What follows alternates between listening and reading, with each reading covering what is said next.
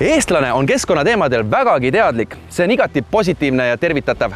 Negatiivne on aga see, et me küll teame, aga me ei käitu vastavalt. Nüüd on meil appi tulnud rohetiiger.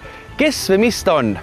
Rohetiiger on üks tore, armas loom, praegu veel selline pisikene, sest me oleme teinud teda alles natukene üle aasta, aga ta kindlasti kasvab suureks ja tugevaks, et see on meie kõigi lootus.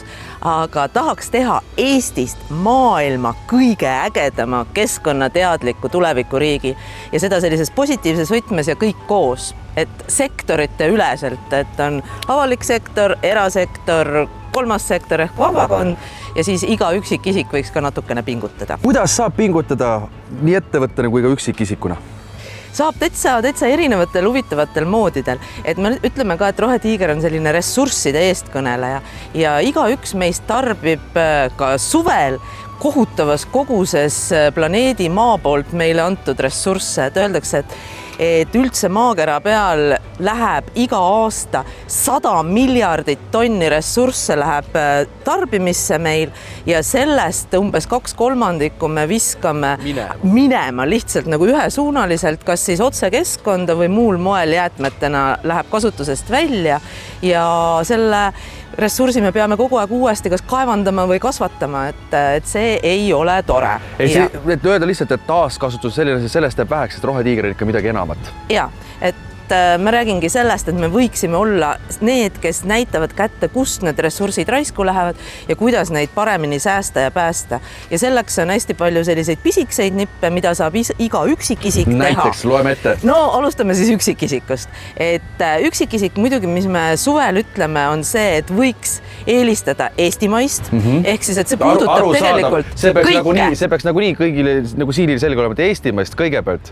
Ja, eestimaist toitu, eestimaist meelelahutust, eestimaist turismi, et meil on Eestimaal tegelikult kõik olemas, me ei pea tormama mööda maakera ringi, ei ole vajalik.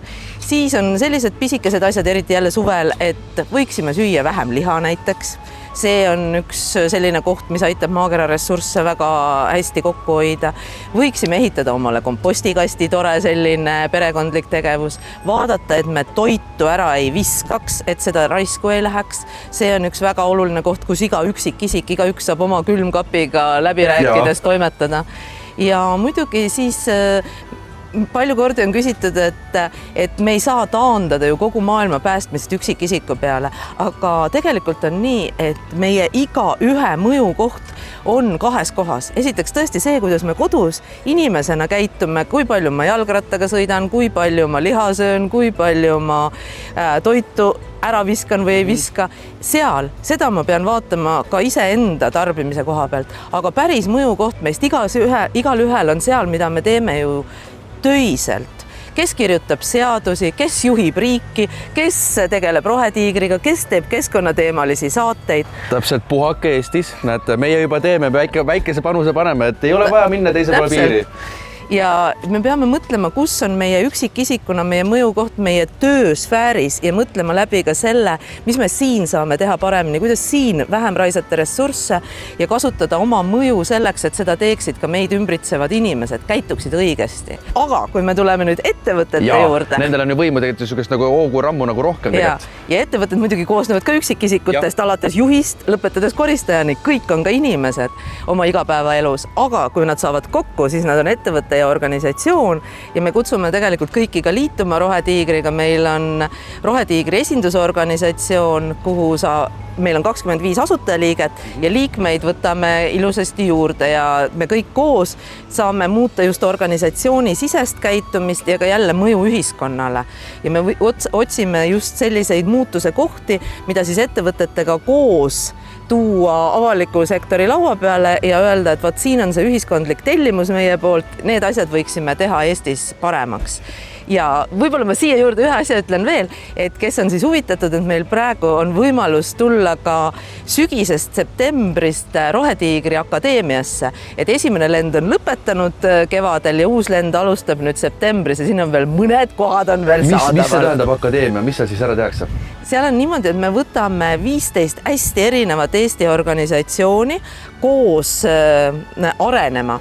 Ehk siis aasta jooksul me teeme neile arenguprogrammi, hindame kõigepealt ära, kus nad on hetkel oma roheteemadel, kuhu nad tahavad jõuda aasta jooksul ja siia juurde tuleb selline akadeemiline arendusprogramm, mis teistpidi on hästi praktiline. Me teeme seda Eesti tugevate ülikoolidega koostöös ja siis me igale sellele projektis osalevale organisatsioonile anname ka 2 mentorit. Üks on muutuste juhtimise mentor, teine on keskkonnamentor ja anname ka abi kommunikatsiooni teemadel. Nii et selline täiuslik koostöö. Aastakese on nüüd Rohetiiger oma esimesi käpasamme teinud. Mis seisus Eesti on võrreldes muu maailmaga? See on selline hästi kahetine olukord, et olles ise maailma koristamise ettevalmistamise esimese juhtimise ajal puutunud kokku 180 riigi keskkonnateemadega maailmas, need on peaaegu kõik riigid, kes maailmas üldse olemas on.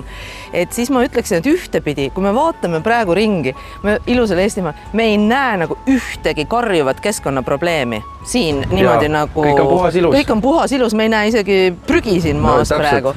Et sedapidi on meil nagu väga hästi, aga teistpidi on huvitav see, et uuringud näitavad, et eestlased on teadlikkuse poolest väga tublid ja selline üldpilt on nagu väga hea, aga me käitume väga vastutustundetult, et meie käitumine on kehv keskkonnateadlikkuse poole pealt ja meil on ka mõningad sellised suured tõrvatilgad meepotis. Näiteks? No näiteks ma ei hakka nüüd nii täpseks minema, aga ütleme, mõned neist on Ida-Virumaal, mõned neist... Aga nendega juba tegeletakse, selles mõttes, et plaanid on juba laual ja sammud sinna poole on seatud. Ja, nii et me püüdleme selle paremuse poole. Ja et see pisikene rohetiiger kasvaks suureks, võimsaks rohetiigriks, selleks on teda toetatud Euroopa majanduspiirkonna ja Norra toetustega 100 000 euro ulatuses. Ehk siis roheline jalajälg väikseks, kui sööta suvel jäätist, paberit maha ei viska, see läheb prügikasti.